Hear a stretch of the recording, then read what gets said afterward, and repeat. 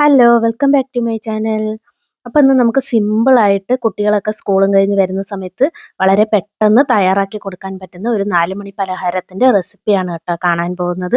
ഇത് വളരെയധികം ടേസ്റ്റിയാണ്. കുഞ്ഞുങ്ങൾക്കൊക്കെ നല്ലതുപോലെ ഇഷ്ടപ്പെടും. അപ്പോൾ നമ്മൾ ഇതുപോലെ വൈകുന്നേരം സ്കൂൾ വിട്ട് വരുന്ന സമയത്ത് ചൂടോടെ ഉണ്ടാക്കി കൊടുത്തു കഴിഞ്ഞാൽ അവർ നല്ലതുപോലെ കഴിച്ചോളും കേട്ടോ. അപ്പോൾ ഇതെങ്ങനെയാണ് ചെയ്യുന്നതെന്ന് നോക്കാം. ഇതിനായിട്ട് ഞാൻ എടുത്തിരിക്കുന്നതെന്ന് വെച്ച് കഴിഞ്ഞാൽ ഒരു നേന്ത്രപ്പഴം എടുത്തിട്ടുണ്ട്. അതായത് ഏത്തക്ക കേട്ടോ, ഏത്തപ്പഴമാണേ. ഏത്തപ്പഴം ഒരുവിധം കുറച്ച് അത്യാവശ്യം കുറച്ച് പഴുത്ത ഏത്തപ്പഴം വേണം എടുക്കാനായിട്ട്. കുറച്ച് തേങ്ങ എടുത്തിട്ടുണ്ട്. ഇത് തയ്യാറാക്കുന്നതിനായിട്ട് മൈദയാണ് കേട്ടോ എടുത്തിരിക്കുന്നത്. മൈദാപ്പൊടിയാണ് എടുത്തിരിക്കുന്നത്. അപ്പോൾ അത് ഞാൻ മൈദാപ്പൊടി ഒരു പാത്രത്തിനകത്തോട്ട് എടുക്കുന്നുണ്ട്. ദോശ പോലെ തയ്യാറാക്കാനായിട്ട് ഞാൻ എടുക്കുന്നത്. അപ്പോൾ നിങ്ങൾക്ക് എത്ര ദോശ വേണമെന്ന് വെച്ചാൽ ആ അളവിൽ മൈദാപ്പൊടി എടുക്കുക കേട്ടോ. ഇനി അതിനകത്തോട്ട് സ്വല്പം ഉപ്പിട്ട് കൊടുത്തിട്ടുണ്ട്. ഉപ്പൊന്ന് നല്ലതുപോലെ മാവുമായിട്ടൊന്ന് മിക്സ് ചെയ്ത് കൊടുക്കുന്നുണ്ട്. ഇനി ഇതിനകത്തോട്ട് കുറേശ്ശെ കുറേശ്ശെയായിട്ട് വെള്ളം ഒഴിച്ചിട്ട് നല്ലതുപോലെ മിക്സ് ചെയ്തെടുക്കുന്നുണ്ട്. മൈദാപ്പൊടിക്ക് നല്ലതുപോലെ മിക്സ് ചെയ്തെടുക്കാനായിട്ട് നല്ലതുപോലെ വെള്ളം ആവശ്യമാണ്.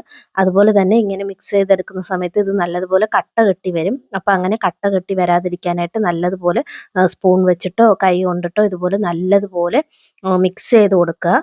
നമ്മളുടെ ആ ഒരു ദോശയൊക്കെ ഒഴിക്കുന്ന ആ ഒരു പരുവത്തിന് വേണം മാവ് കിട്ടാനായിട്ട്. ഒരുപാട് കട്ടിയായിട്ടും ആവാൻ പാടില്ല. അതുപോലെ തന്നെ ഒരുപാട് ലൂസായിട്ട് ഇരിക്കാനും പാടില്ല. ആ കറക്റ്റായിട്ട് നമ്മൾ ഈ ഗോതമ്പ് ദോശയൊക്കെ തയ്യാറാക്കത്തില്ലേ, ആ ഒരു പരുവത്തിനാണ് ഈ മാവ് കിട്ടേണ്ടത്. അപ്പോൾ ഇനി നമുക്ക് അടുത്തതായിട്ട് ഈ ഏത്തപ്പഴം തൊലിയൊക്കെ പൊളിച്ചിട്ട് നല്ല കുഞ്ഞായിട്ട് നമുക്കിതുപോലെ ഒന്ന് അരിഞ്ഞു കൊടുക്കാം.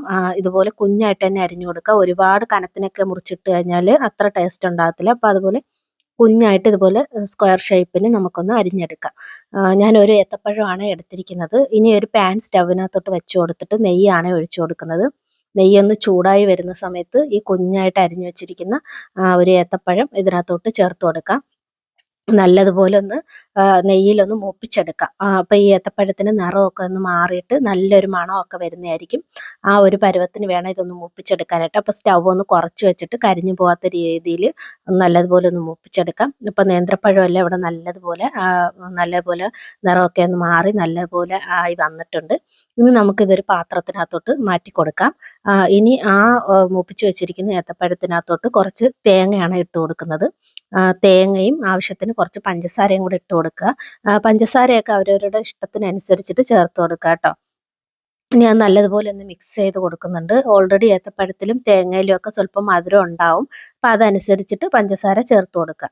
ഇത് നല്ലതുപോലെ ഒരു സ്പൂൺ കൊണ്ടിട്ട് അതൊന്ന് മിക്സ് ചെയ്തെടുക്കുന്നുണ്ട്. അതൊന്ന് മാറ്റി വെക്കാം. ഇനി ഒരു പാത്രം സ്റ്റൗവിനകത്തോട്ട് വെച്ച് കൊടുത്തിട്ട് അതിനകത്തോട്ട് ദോശ ഒഴിക്കുന്ന പോലെ തന്നെ ഈ മൈദ മിക്സ് ചെയ്ത് വെച്ചിരിക്കുന്നത് നമുക്കൊന്ന് ഒഴിച്ചു കൊടുക്കാം.